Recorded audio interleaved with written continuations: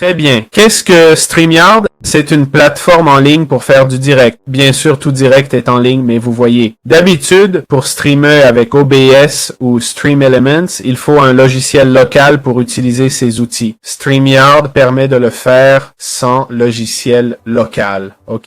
Quels sont les avantages et inconvénients? Évidemment, on aura moins d'options et de personnalisation. Il y a peut-être un prix ou pas, ou c'est gratuit. Le plus? On peut se connecter de n'importe où à StreamYard, pas comme en local. Vous me direz à quoi ça sert.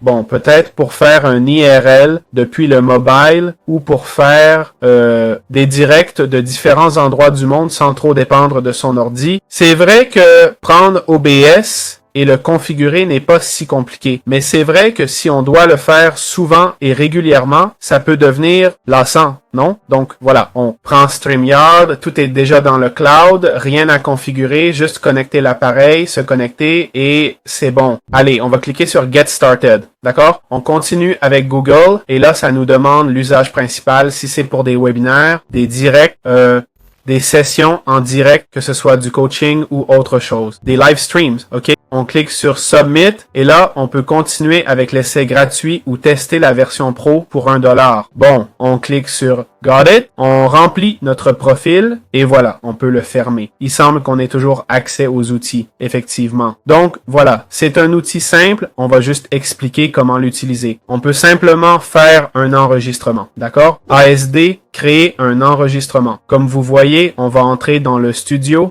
On peut connecter le micro ou la caméra. Cliquons sur Autoriser. En fait, je n'ai pas de caméra.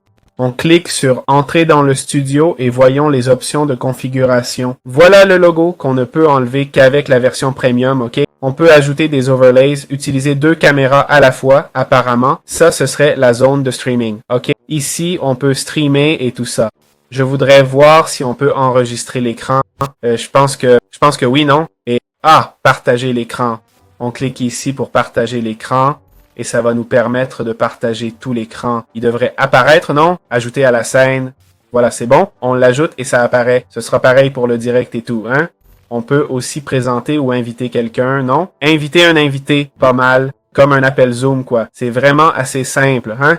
On peut filmer, mais je ne sais pas pour la qualité d'image et tout ça. Le streaming sera la même interface, j'en suis sûr. Non, je ne vais pas connecter la plateforme. Bon, on peut passer, vous voyez. Vous voyez le studio? Le même studio. On y va. Voilà, on entre dans le studio. En effet, la même c'est une interface très simple. Comme vous le voyez, à gauche, on a les scènes pour passer de l'une à l'autre. D'accord? On peut le faire. Voici les scènes, comme vous pouvez voir. On peut changer de scène facilement. D'accord? Sans aucun problème. Alors, voyons-les. Il y a une section de parrainage. Je peux la mettre en description, pourquoi pas? Jetez-y un œil. Passons à la section des prix. Le prix est de 4,60$ par semaine. Voyons la facturation mensuelle, ça peut coûter de 9$ par semaine à 20$ par mois. Le plus populaire, 40$ par mois pour streamer en 4K. C'est comme ça. Sans version locale gratuite, il faut payer. Le coût est assez élevé, c'est vrai. 40$ par mois pour un OBS gratuit, c'est frustrant. Si c'est trop cher, utilisez OBS sur une clé USB. C'est aussi simple que ça.